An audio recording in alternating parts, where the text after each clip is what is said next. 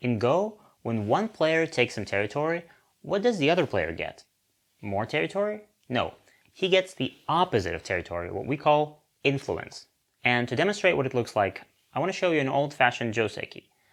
It is not played anymore because computers don't like it, but it was very popular before. So, black takes the star point, and you remember that the whole idea of the star point is not taking territory right from the start. So black is not disappointed when white invades. Now black blocks, and now the whole idea for black is to keep white inside the corner, to keep white contained.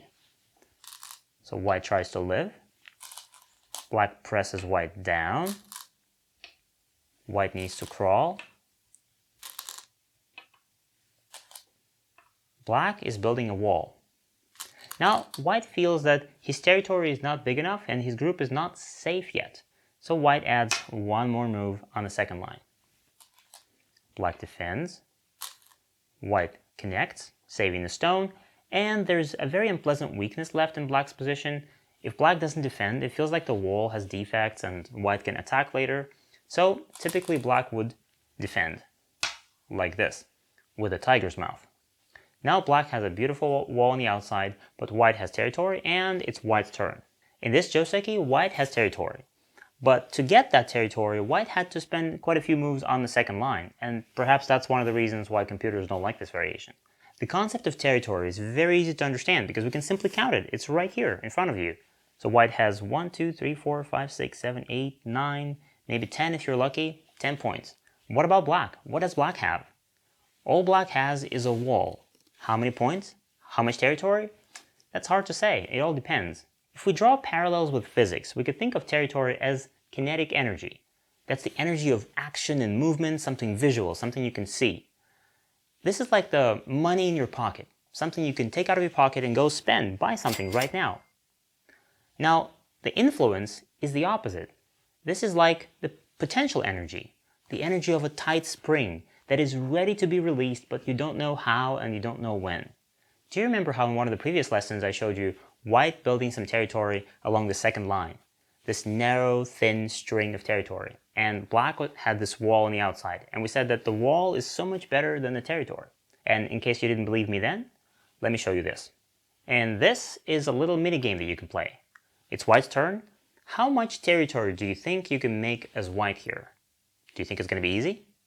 Well, when you start playing this game, you will find that it's very, very difficult to make two eyes. It's very difficult to survive here, let alone make territory. In fact, the whole point of the game is to make two eyes, make one living group. If white manages to live here, anywhere on the board, white wins the game. If white dies, then black wins. You can play this minigame to practice living and killing, and even though there seems to be a lot of space here in the middle, but these black walls exude so much power and confidence that you will find that on this board, everything is now in black's favor. All the ladders work for black and they don't work for white. Black always escapes and always connects to everything, while white is always separated, always struggling, always trying to do his best to survive. This minigame is an ultimate example of black's influence. But of course, some of you might argue that this is never going to happen in an actual game. So let me show you a couple of examples from real games where this potential energy contained in walls is released and what happens then. In this game, white managed to capture some of black's stones and white has some territory in the corner. But this is exactly what black wanted. This was a trick play and white fell into black's trap. Because all of those points in the corner are not enough to compensate for this wall. But how do we use the wall? Let me show you what happened in the game. White invaded here, thinking that this is getting too big. And the first idea that comes to mind is trying to use the wall to make some territory.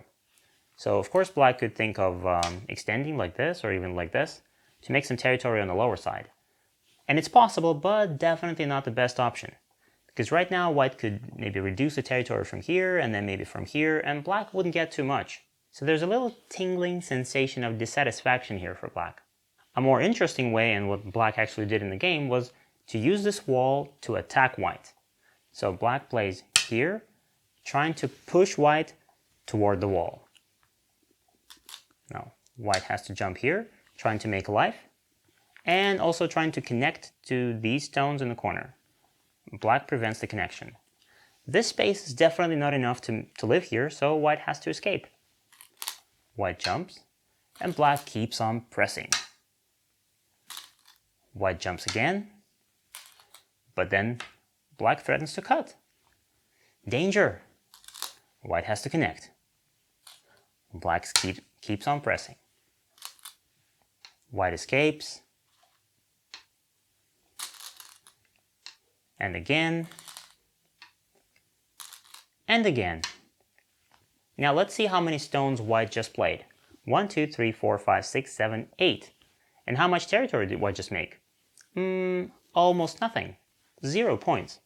So all of those stones make no points at all. White spent all of his time and energy trying to escape from here, not making any points. What about black? Black was a lot more successful. All of these stones are naturally building a big moyo, as you can see. And now, black can add one more move, black played here, and finally transform the potential energy from his wall into the hard cache of the moyo or territory. But then again, this is an advanced strategy, so don't feel disappointed if you try this in your games and it doesn't work right from the start.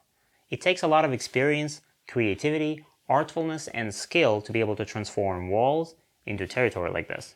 And first and foremost, it takes a lot of courage to choose influence over territory like this. So if you always take the safe territory, you will never know what kind of power is contained in the influence and in the walls. And if you have the guts to sometimes take influence over territory, then this is the first step toward becoming a stronger Go player. Of course, just like in chess, in Go there are a lot of standard openings, standard whole board sequences that are considered to be the best for both players. Kind of like Joseki, but for the whole board. And that is exactly why I don't want to show you those openings at this point. Because when you're starting to play Go, you need to make all of those beginner's mistakes to be able to learn faster. And if you start to play a lot of professional looking moves and professional openings, then it will be more difficult for you to make those mistakes. I know it sounds counterintuitive, but I'm going to show you one opening that has a direct connection with the topic of this lesson. And that is the Sanrensei. It literally means 3 stars in a row in Japanese. And that is when black takes the first 2 star points. And then with the third move, he takes another. And as you can see, black is not trying to build any territory. All the corners are open, so white can take them. Black is aiming for influence. Sanrensei was invented in the 1930s, but it was made popular in the 70s and 80s by a Japanese player named Takemiya Masaki. He played what we now call a cosmic Go. Takemiya Masaki made influence look sexy again. He made the moves that were pleasing to the eye. He didn't care about those petty points in the corners, he gave them all up, but instead, he took all of the influence, he created a ginormous moyo, and he forced his opponents to invade. And oh, how difficult it was to live there. But he had a rival, his name was Cho Chikun, and his style was exactly the opposite. He would take all of the points first, and then he would just keep them. He would keep them all. And the game between these two were always very exciting to watch. It was like watching the fight between fire and water, because Cho Chikun would take all of the points, and Takemiya would take all of the influence, and then at some point, Cho Chikun would invade, and the result of that invasion would decide the game. And I'm going to show you one of their games, just to show you this clash between influence and territory. In this game, Takemiya Masaki is of course black, and Cho Chikun is white. Takemiya plays the Sanrensei.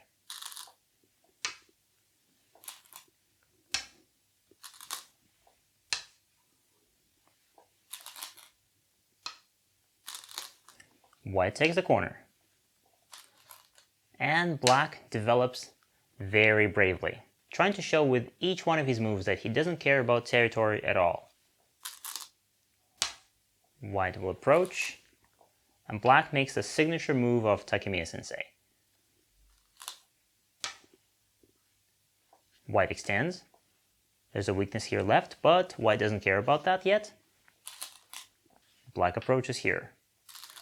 White attaches and tries to make some points in the corner. This is the safest option. White takes the corner immediately. Atari.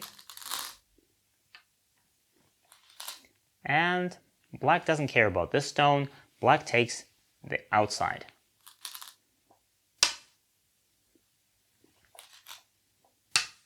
Here, someone like me could be worried that this black framework starts to look dangerous, but not Cho Chikun. He takes the stone. This is immediate profit. Black gives it up, of course.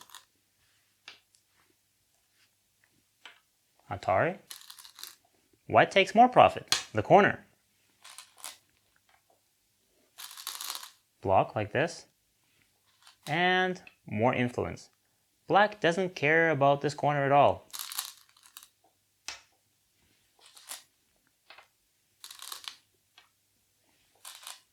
And again, black doesn't want to save this stone. Black makes the wall stronger.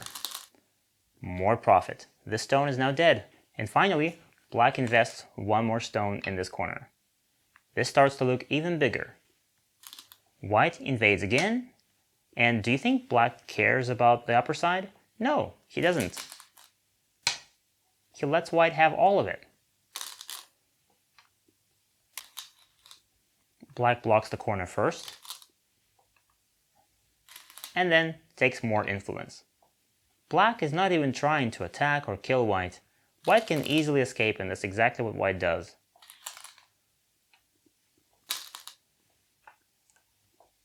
White connects to the outside. Another push, and jump. White is safe. And now finally, black has enough influence. Black walls have gained enough power, and bam! Suddenly, black has a huge moyo right in the middle, and white simply has to invade. And that's what white does in the game. Of course, now that black has all the power and influence, black is not going to be so gentle anymore. Black will attack this stone as severely as he can, and a huge fight will follow from here. If you like this game, I suggest you take a look at some other games played between Takemiya Masaki and Cho Chikun. All of those games are really fun to watch, and hopefully all of this will give you a nudge in the right direction of trying to understand what your personal style is. My style is more influence-oriented, so when I play, I typically build a lot of walls, and I sacrifice a lot of territory, and I try to attack. But then again, all the people are different, and try to watch more games, and try to play more games using some simple openings. So you can take a simple opening, for example, Sanrensei or something else, and experiment there, trying to understand what feels natural to you personally. And maybe you like territory, maybe you prefer influence, maybe you like to make moyos, maybe you like to attack or defend. In other words, play many games, make a lot of mistakes, and you will discover your style. By the way, you can also watch these lessons on our platform, gomagic.org. Except there, you'll watch them with interactive quizzes right within the lessons and practical exercises right after them. And if you enjoy watching these Go videos and you don't want to miss others like this one, go smash that like button, subscribe to our YouTube channel, and this is Go Magic.